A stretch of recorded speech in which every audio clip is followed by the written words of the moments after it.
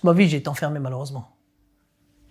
Tu sais, ma vie, elle se résume à du sang, des blocs opératoires, des centres de rééducation, la prison, des larmes. Quand tu vis tout ça depuis le plus jeune âge, je pense pas que la prison, ça pouvait me casser.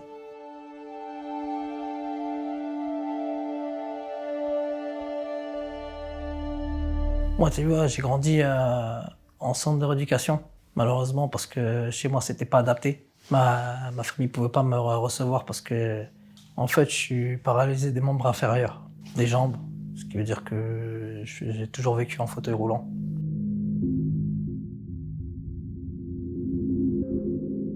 On m'a diagnostiqué un cancer de la moelle épinière à l'âge de 6 mois.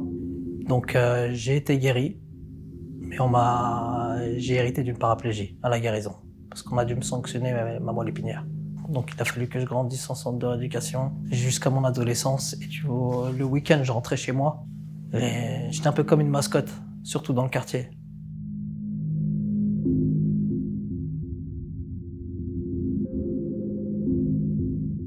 Les grands de ma cité, dès qu'ils me voyaient, ils me donnaient des petits billets, m'achetaient des pâtisseries, Mokobé, Rimka du 113, Mafia Cafri, tout ça. Et yo, pour les pilotes de voitures puissantes, routillantes, les poteaux qui roulent en chaise roulant. C'est pour du charia, c'est la Rahmou, je traque. Je pense à lui quand je vois le petit Djilali en fauteuil roulant. Je t'allume mon dépôt. C'est des grands frères, tout ça.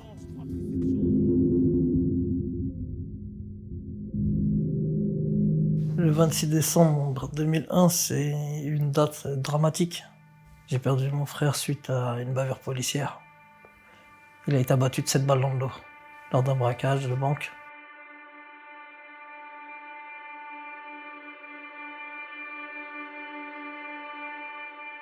Djeloul, pour moi, c'est mon grand frère protecteur. Le grand frère qui voulait pas que je fasse de bêtises, qui voulait que j'aille à l'école, qui voulait que je réussisse, qui me protégeait surtout par rapport à mon handicap, parce que j'étais fragile à l'époque. Et je crois que c'est le tournant de ma vie. C'est soit tu te dis, tu prends à 17, à 18 ans, tu prends le décès de ton frère comme exemple, ou soit t'en veux à l'État, t'en veux à la police. Et j'avais cette rage en moi et je me suis dit à partir de là, je vais tout niquer et j'avais plus peur. J'avais plus peur de rien. J'ai toujours voulu faire ce que tout le monde pouvait faire debout.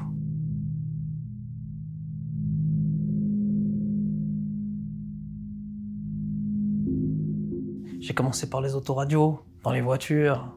Des fois, ça m'arrivait tout seul quand mes potes ils étaient à l'école ou ils étaient pas là. Ça m'arrivait de pousser mon fauteuil tout seul, prendre un silex, casser le carreau, ouvrir la porte, faire mon transfert du fauteuil à la voiture, prendre l'autoradio et partir, tu vois.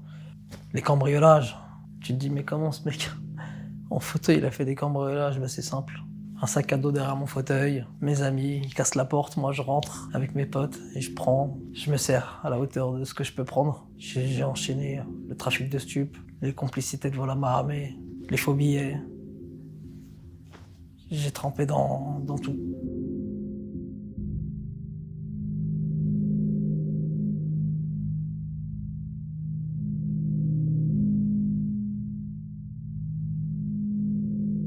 Mon premier séjour en prison, c'était en 2002.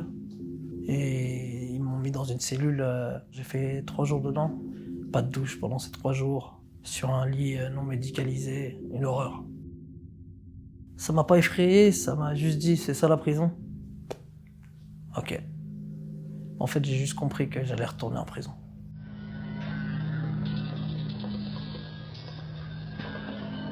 À la prison de Meaux, ma cellule elle se situe au premier étage. Et en fin de promenade, quand ils rappellent les étages, 3e, 2e, premier, quand ils appellent le premier, moi je vais pour réintégrer le premier étage avec le premier étage. Et ils me disent non, Bellawas, on t'a changé de cellule. Je vais pour intégrer la cellule, elle est complètement laborieuse, dégueulasse. Impossible de toucher les robinets tellement c'est crade. Tu peux même pas dormir, tu peux même pas poser tes coudes sur la table. Je me dis faut pas que je dorme ici. J'ai fabriqué une lame artisanale avec un rasoir, du scotch. Mais en fait, c'était juste d'intimidation. Donc j'attends 17h30 quand le surveillant il ouvre pour que l'oxy il me donne la gamelle. Et là, dès qu'il ouvre la cellule, je force là pour atteindre la coursive. Je le pousse en même temps et j'essaye de l'atteindre et là il me met un coup de pied le surveillant. Et en fait là dans la foulée, je lui mets un coup de lame et je l'ai coupé. L'alerte elle a été donnée, ils m'ont placé dans une petite pièce en attendant la direction. Le chef de détention il revient me voir, il me dit effectivement Belawas, vous pouvez pas intégrer cette cellule.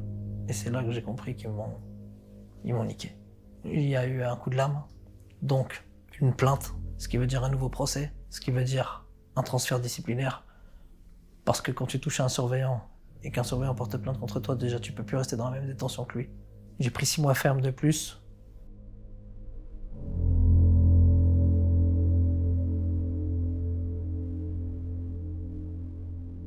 Donc ouais, j'ai atterri à l'isolement à Oni en 2009.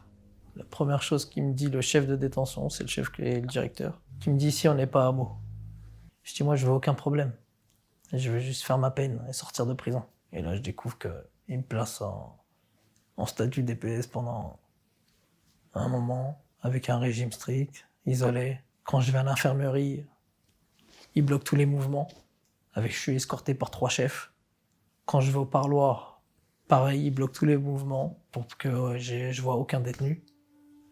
Tu te dis, mais c'est qui ce mec-là, en fauteuil? On a fait des recherches dans le monde entier pour savoir s'il y avait une personne qui avait une histoire similaire à la mienne. Je suis le seul détenu qui a fait 9 mois et demi d'isolement en fauteuil roulant.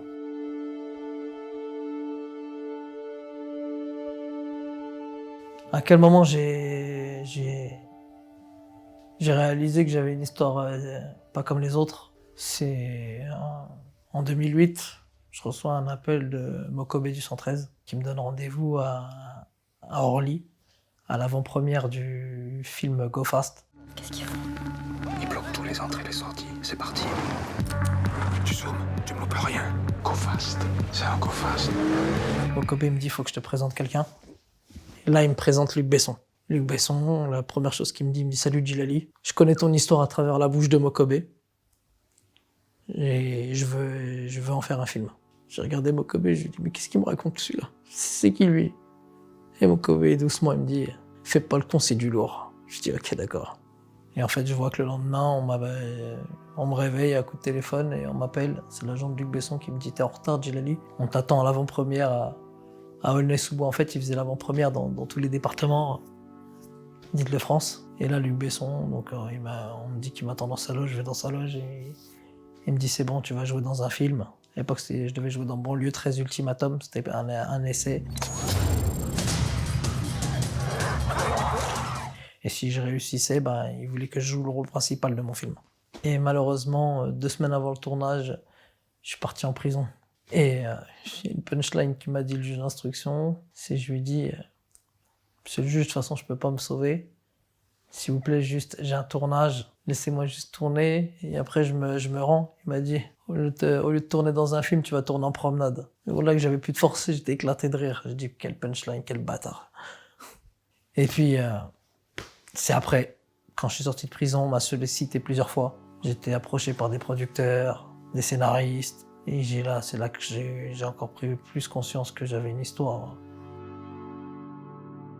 Ça fait depuis 13 ans que je suis sur le projet. Aujourd'hui, c'est signé, c'est officiel. On va pas tarder à tourner le film.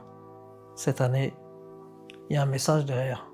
Peu importe l'handicap que t'as, qu'il te manque un bras, des jambes, la vue, ça t'empêche pas de vivre comme tout le monde. C'est dans la tête, c'est le mental. Un bon entourage aussi. Un bon soutien. Et tu fais ce que tu veux de ta vie.